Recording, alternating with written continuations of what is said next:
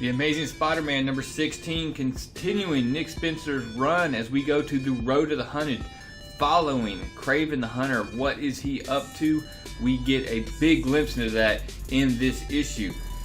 So we start out with Kraven the Hunter. He's back in Africa, and he's cornered this hunter. He's already killed his guide.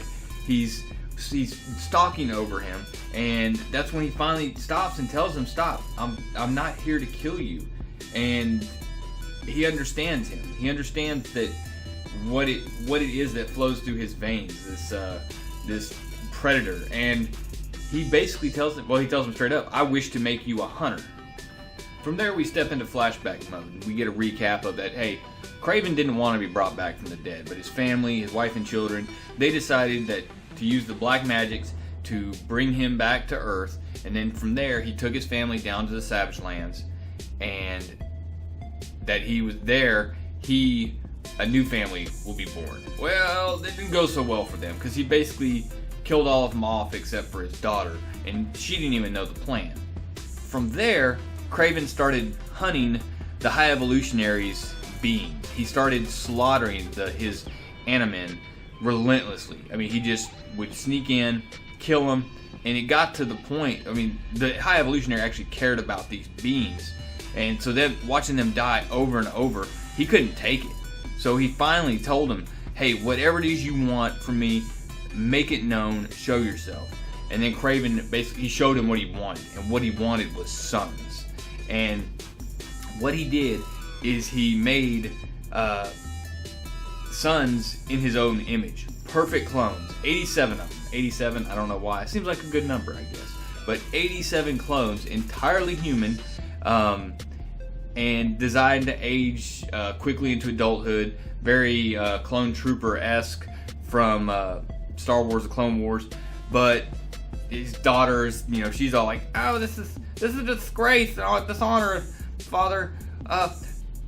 If you're doing this, I'm gonna be Kraven off no longer." And she stormed off. She'll be back. We'll see her as a bad guy again. I'm sure in no time. But I mean, honestly, can you blame her for that? Kraven takes his remaining 87 sons and he trains them. He raises them together.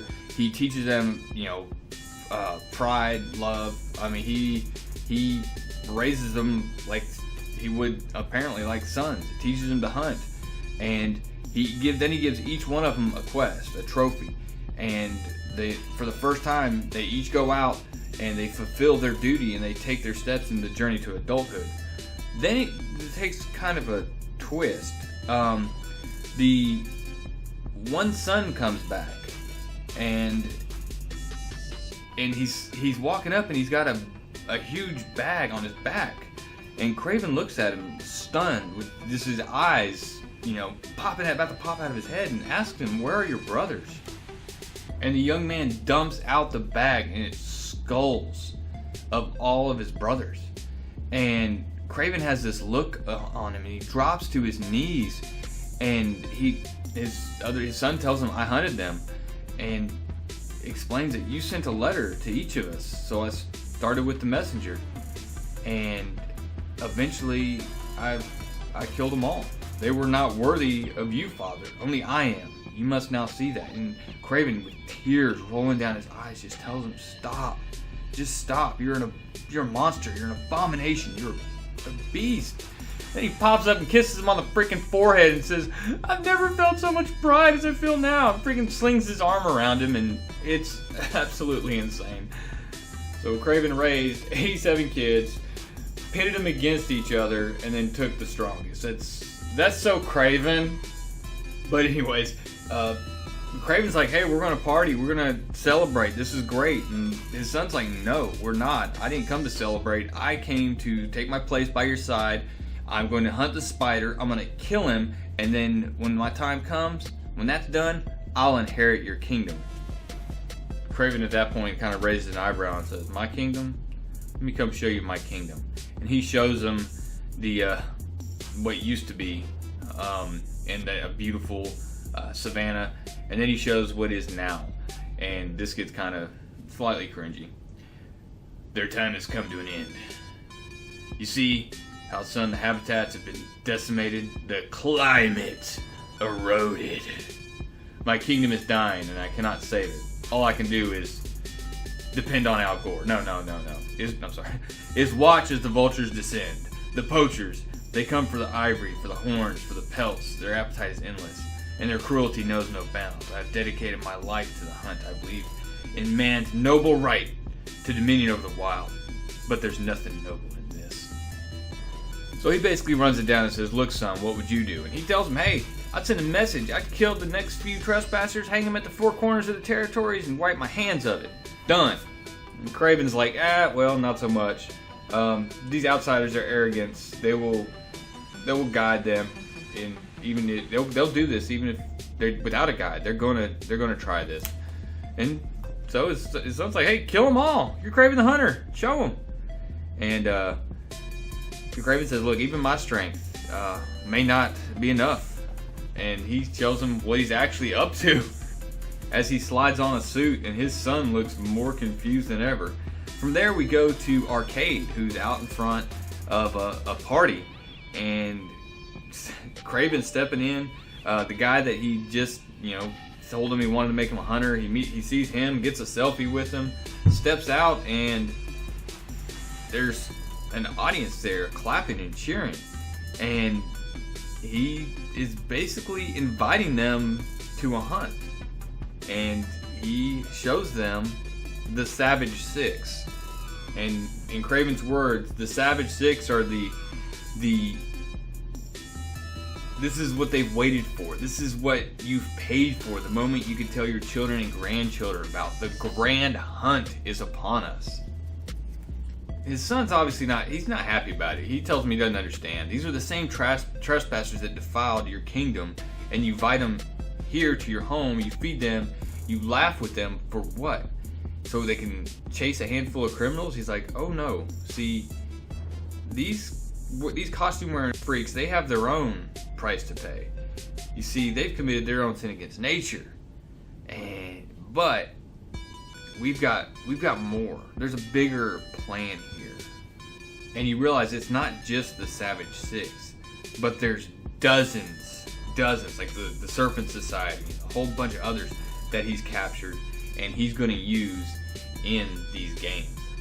From there, we jump to the Lizard, and he's springing out of bed. His wife is saying, it's Billy, he's gone, he's gone, and she's freaking out. He has went to the club to this person he's been texting back and forth with. He snuck out, and the Lizard says, look, I have someone I could call, and he's trying to call Peter Parker. Well, Peter Parker at this time is hugging the porcelain, man. He is blowing chunks. He is just sick as could be, and it all seems to tie back to when Ned Leeds, who is actually a long story. Go check out. I'll put the video here. Go check out the previous one. He actually just died, and it's weird that he was back to begin with. Well, Peter's in bed trying to get right after being sick for a while, and he realizes he's missed 6 calls from Doc Connors. Well, at the club, their son Billy is not doing well. He looks like he's 10, trying to get in the club. He ain't getting in. He sees old girl that he's there to see. He runs out to see her, or runs into the club to see her, and freaks her out because apparently she didn't realize he was a lizard. He tries to explain, it's me, Billy, and she freaks out. And I told you I was different. And she runs away, calling him a muty freak. And then as the bouncers go after him, he decides to bust up out the window. Now, despite being sick as a dog, Spider-Man's on his way. But so is the Taskmaster and the Black Ant, who have been working for Kraven the Hunter. And sure enough, they managed to grab him, bag him up, and real quick, this was funny. Taskmaster's like, hey, feels good to cross the Lizard off our list. And Black Ant's like, man, I remember him being slightly taller. And Taskmaster's like, just take the win, man. And they scoop him up. The cops come in, they say, hey, animal control here, we got this. They scoop him up, bag him, and swing off with him. probably the best part of this is in Spider-Man fashion. This is typical. I don't know about him punching the TV here, but him saying, "Look, this is my fault. I could have stopped Taskmaster and Black Hand already. I could have stopped him. If I'd answered the phone the first time." He starts going ahead and putting all. Peter Parker has that complex where he puts all that responsibility on himself, and he starts to do that right here. And that's where we end with the next issue. The next issue being Hunted. So, Nick Spencer, I'm liking it, man. I felt like most of the art was better in this. I didn't feel it as distracting as it was in a couple of the other issues, especially with some of the colorists.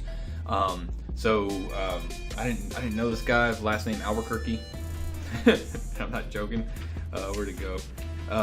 Alberto Albuquerque doing the pencils, and Cliff Rathburn and Alberto Albuquerque as the inkers. And so I thought that was a lot better.